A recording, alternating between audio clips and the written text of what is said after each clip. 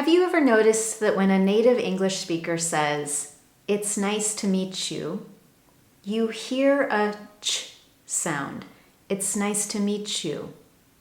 But there isn't a ch anywhere in the spelling of that sentence. So why do you hear that sound? Why do native speakers use a ch? Nice to meet you. As part of my series on how to understand fast English speakers, we're going to answer this question and explore the world of assimilation in American pronunciation.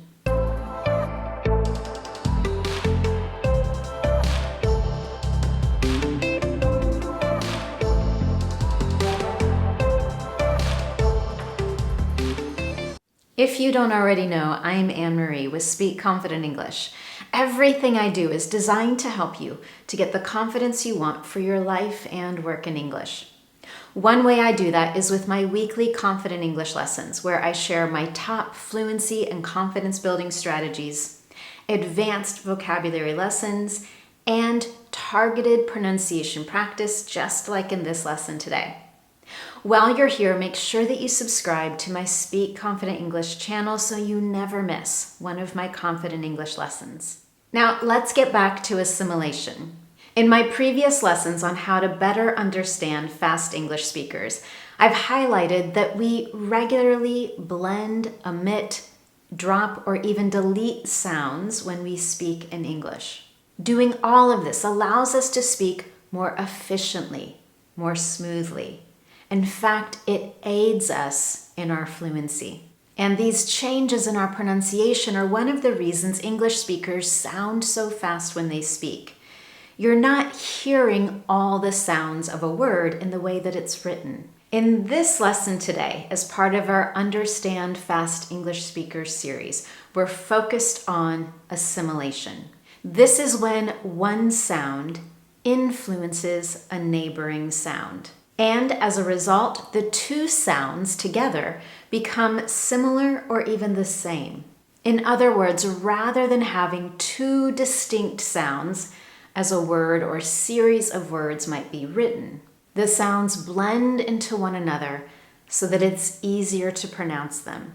In this Confident English lesson today, you're going to learn 6 clear examples of assimilation in American pronunciation. And you'll learn the answer to why this sentence sounds like "it's nice to meet you" or even "it's nice to meet ya." Along the way, I'll even have a few pop quizzes and questions for you so that you can practice with me. The first example we're going to look at is the blend of a T and Y. When a word ending in a T sound is followed by U, the combination of those two sounds tends to result in a ch sound. And that's exactly why you're likely to hear someone say, "It's nice to meet you." Now, here's a quick quiz. I have a series of other word combinations that end in a T sound followed by U. Take a look at those for a moment. How would you pronounce those following this rule of assimilation? The first one is "don't you" or "don't you." Don't you need to call your mom? The second one, "won't you," tends to sound like "won't you." Won't you be late for work? And the third one, "get your," typically sounds like "get your." Get your. Don't forget to get your bag. Say it again. Don't forget to get your bag. The second example of assimilation is very similar, a D sound combined with a Y. When a word ends in a D sound and is followed by a Y, most often the word you, the resulting combination is a ju or j sound. For example, at work, a colleague might ask you, "Did you want to connect with the IT department first?" Listen again. Did you want to connect with the IT department first? You don't hear a clear "did you." Instead, we hear that combination, ja. Did ya want to connect with the IT department first? Now, as I mentioned, that combination can be pronounced as a ja or Jew. This is entirely dependent on someone's dialect and style. Both are used. So I could also pronounce this as, did you want to connect with the IT department first? Did ya? Did you? Both of them are quite common. Now that we have that example in place, let's look at a few more. In addition to did ya or did you, we have would ya or would you. Would you like to meet for lunch? The same is true with could you or should you. Should you really be doing that? Could you hand me that pen? Let's do another pop quiz. Take a look at these sentences here. Based on what you've learned so far, how would you pronounce the words that are in bold? Would you mind calling Mr. Kim back? He wanted you to book an appointment for tomorrow afternoon. In both examples, we have a word ending in a D sound combined with a Y in the next word. In our third example, we're going to look at words that end in a Z sound and are blended with a Y sound or a sh sound. When we have these combinations, a Z with a Y or a Z with a sh, the result is a j sound, like in the word measure or vision. For example, if I have a sentence with these two words, cheese, shop. So I have a word that ends with a Z sound, cheese, and the next word begins with an sh, shop. When I put these together, you're going to hear a j sound. For example, I need to pick something up from the cheese shop. Cheese shop, j, cheese shop. Similarly, if I have the words, where's your daughter? So where is, I'm using the contracted form. Where's, I have a Z sound followed by a y. Where's your daughter becomes where's your daughter? J, where's your daughter? Take a moment to practice those again with me. I need to pick something up from the cheese shop. Where's your daughter? Okay, example number 4 is a blend of a word that ends with a S sound combined with a sh sound. When we have that combination, the resulting sound is sh. Remember, with assimilation, one sound influences its neighboring sound, and the result is either a sound that is similar or it's the same.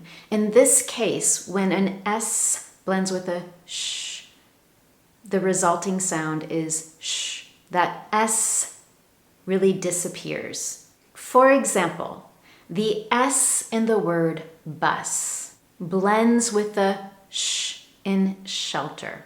Bus shelter. We almost lose that clear S sound at the end of bus. Bus shelter. I want you to practice mirroring with me for a moment. And what that means is that you listen and then repeat what you hear. So let's try that again. Dress shop. Dress shop. Do you notice that that final S sound on dress nearly disappears? Dress shop. The second one, space shuttle. Space shuttle. Nice shoes. Nice shoes. Okay, we have 2 more examples of assimilation that we're going to work on, and then I have some tips for how you can consistently practice this and get comfortable using these same pronunciation patterns. In our 5th example, we're going to look at how an ending D sound, when it combines with another, will result in a J sound or B sound, a G or a B. Here's the general rule. When a word ends with a D sound and it's adjacent or next to a word that begins with a G or a K sound, the resulting combination is a J, that G sound. For example, if you have a dog and your dog does something that she's not supposed to do, you might say, bad girl. Do you notice that the D at the end of bad nearly disappears? Instead, it becomes the G, bad girl. Bad girl. Similarly, when a word ends with a D sound and it's adjacent or next to a word beginning with a B or a P sound. We tend to minimize the D so that we can more easily say the B or P sound. For example, if you hear the words mud bath in a sentence, you may notice that the way our mouth moves prevents us from making that clear D sound at the end of mud. And instead, we hear a more pronounced B sound in the word bath. For example, on our vacation, we went to a mud bath. Listen again. On our vacation, we went to a mud bath. That D has nearly disappeared. Here are a few more word combinations where we can practice that. Once again, I want you to mirror what you hear. Broad bean. Broad bean. You don't hear a clear broad bean. Again, that D sound is nearly gone. Broad bean. Red bag. Red bag. And finally, ground plan. Ground plan. And finally, our sixth example of assimilations in American pronunciation is when a V sound transforms to an F sound. When a word ends with a V sound, for example, the word have, and it's followed by a voiceless consonant, for example, the word to, those two sounds combine and become more of an F sound. So a sentence like, I have to pick up the children from school becomes, I have to pick up the children from school. Notice we've transitioned from a V sound to a F sound. I have to pick up the kids from school. Or if you're at work, you might say to someone, I have to get to a meeting. I have to make a phone call. Now that you have these 6 examples of assimilation in American pronunciation, how can you get more comfortable with these? Well, first, throughout this lesson, I've asked you to mirror me a few times, and you can always come back to do that. You can review this lesson and practice that mirroring method. Once again, that means to listen to what you hear and then repeat it. In addition to that, here are my top 3 tips for how you can practice assimilation and begin to use it naturally in your own communication.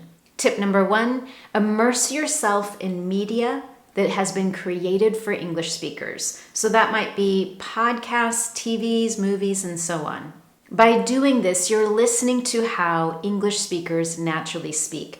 Nothing is changed specifically for English language learners. And tip number 2, when you do that, when you immerse yourself in media for English speakers, also read transcripts. This is particularly easy to do with something like a TED Talk. When you listen to a podcast or watch a TED Talk and you have the transcript available, it's easier to identify the patterns of assimilation. And just like you've done in this lesson today, you can mirror what you hear. And my 3rd tip for practicing assimilation is to record yourself speaking. This is one of the most effective strategies I recommend to not only get comfortable with pronunciation, but to build your overall confidence and fluency. It's a technique that I walk through in my free training called How to Say What You Want in English, which you can get at my website. Now, if you're going to record yourself to practice these pronunciation patterns, what you can do is, again, listen to a podcast or video, have the transcript available, and circle any word combinations where you notice those patterns of assimilation. And then practice talking about what you learned or heard in the video. Summarize it, record yourself, and focus on using those words that you've circled, those areas where you hear that assimilation. Try to use those same patterns in your speech. After you do that, go back and listen to it. Evaluate how you did. The good news is, if you don't like it, you can delete it and you can practice again. With that, you have 6 clear examples of assimilation in American pronunciation. If you found today's lesson helpful to you, I would love to know. You can give this lesson a thumbs up here on YouTube, and don't forget to subscribe while you do that. Thank you so much for joining me, and I look forward to seeing you next time.